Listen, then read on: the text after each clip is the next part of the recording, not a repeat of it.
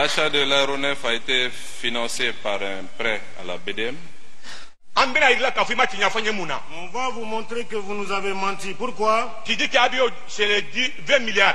Vous nous avez dit que l'avion a coûté 20 milliards. Le président a 17 milliards. Le président de la République a dit 17 milliards. Le ministre du budget, c'est 18 milliards. Le ministre du budget en a dit 18. Vous avez ensuite dit que vous avez pris crédit au niveau de la BDM. Mais prêt ou bien en haut? Mais nous avons des preuves. L'argent a été pris au niveau du trésor public, 14 milliards. Tantôt 8 milliards. D'autres aussi ont dit 8 milliards. Monsieur le Premier ministre, tu voulais qu'on va continuer. Monsieur le Premier ministre, devons-nous continuer sur ce chemin?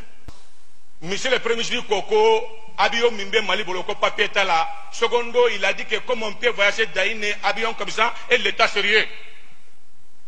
Monsieur le Premier ministre a eu à dire ici, en son temps, je vous rappelle, que l'avion présidentiel de ATT, il n'y avait pas de papier. Nous sommes tous des Maliens. Information nous avons les informations.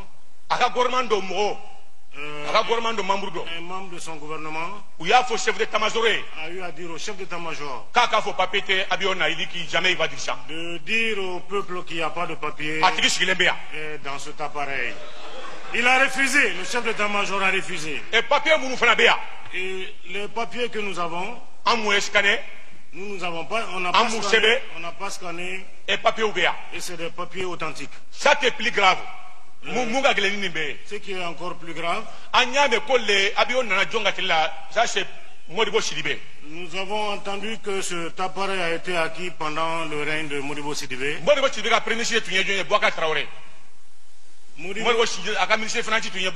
Et son ministre de Finances était Aboubakari Traoré. Et nous avons entendu qu'il a été convoqué au pôle économique. Il a présenté tous les documents au nombre de 21. Y compris les assurances jusqu'à 2015. Y compris l'assurance de l'appareil jusqu'en 2015. Monsieur le Premier ministre, moi, je crois que Monsieur le ministre, je pense que si vous avez menti au peuple malien, il y a eu toutes les preuves. Aujourd'hui, vous devriez démissionner ou présenter vos excuses. On a un collègue Bakari Togola qui était fâché par rapport au problème du Nord. Il a lâché un mot. Il a présenté des excuses à tout le peuple malien. Qu'est-ce qui vous empêche de dire aujourd'hui pardon au peuple? Parce que tout ce que vous nous avez dit, il n'y avait pas de vérité. Même aujourd'hui, Même aujourd'hui, vous nous avez menti, monsieur le Premier ministre. Vous avez dit que vous ignoriez ce qui devrait se passer à Kidal. Et ici même, sur ce même micro, vous avez dit au Présidium que la MINUSMA et Serval vous avez dit de vous arrêter à Gao. Parce que la situation n'était pas bonne. Vous aviez dit, même au prix de votre sang, vous allez vous y rendre. On vous a dit de tenir votre réunion dans la cour de la MINUSMA et du Serval. Vous avez dit non, que vous allez vous rendre au niveau du gouvernorat. Vous avez parlé en homme. Mais vous n'avez pas travaillé en homme. Nous avons des pères de famille qui sont morts. Des préfets et autres. Des militaires. Si j'étais vous, on dit je devrais mourir avec eux. Mais vous avez fui, vous êtes parti vous réfugier à la MINUSMA. Secondo, vous avez fait une déclaration de guerre. Et vous avez dit aujourd'hui qu'il faut encore mener des enquêtes. Vous aviez dit que 1500 soldats étaient déployés à Kidal. Le président de la République même a dit qu'il ne va pas y retirer. Tu dois démissionner. Il nous a fondé le peuple malien. Tu as menti. Vous devriez démissionner, monsieur le président. Tu dois démissionner. C'est fini, Gassama. Menti au peuple. C'est fini.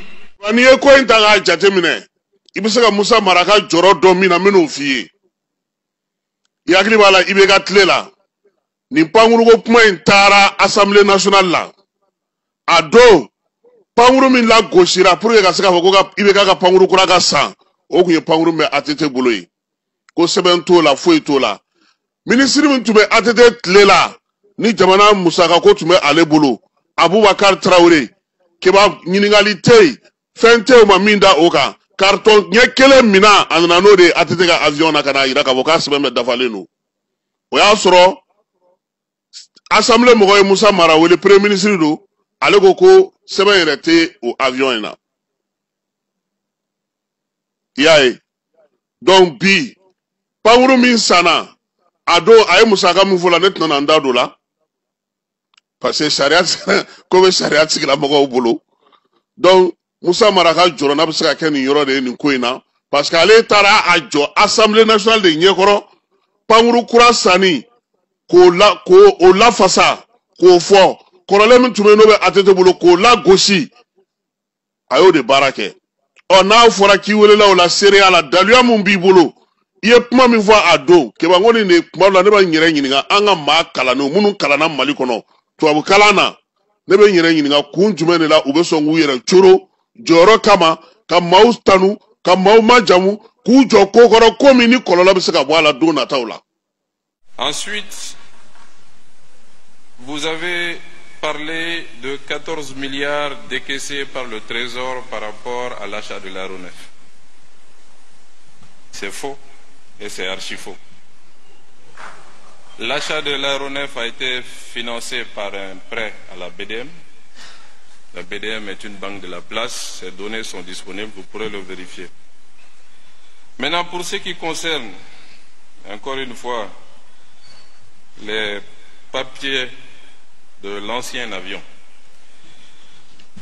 je serais bien curieux de recevoir le document que vous avez brandi ici, comme je vous l'ai dit tout à l'heure, de le soumettre à vérification. Et si ce document est authentique, en ce moment, ce serait une bonne chose pour l'État, parce qu'en ce moment, l'État aurait un document officiel par rapport à cet avion. Cependant, permettez-moi de vous lire juste un passage d'un document qui vient de m'être fourni par l'Agence nationale de l'aviation civile, l'ANAC. Ce document, il dit, je cite, « En 2011, sur instruction des autorités, l'avion présidentiel a été radié de l'immatriculation civile et a été transféré à l'armée de l'air en 2011. Cette action entraîne l'annulation de tous les documents émis par la partie civile. De facto, il revient à la partie militaire d'établir des documents pour l'avion, de suivre sa maintenance et son entretien et de délivrer des licences valides pour les pilotes. Cela requiert l'existence d'une réglementation pour l'aviation militaire. Au Mali, il n'existe aucune réglementation militaire, contrairement à la partie civile.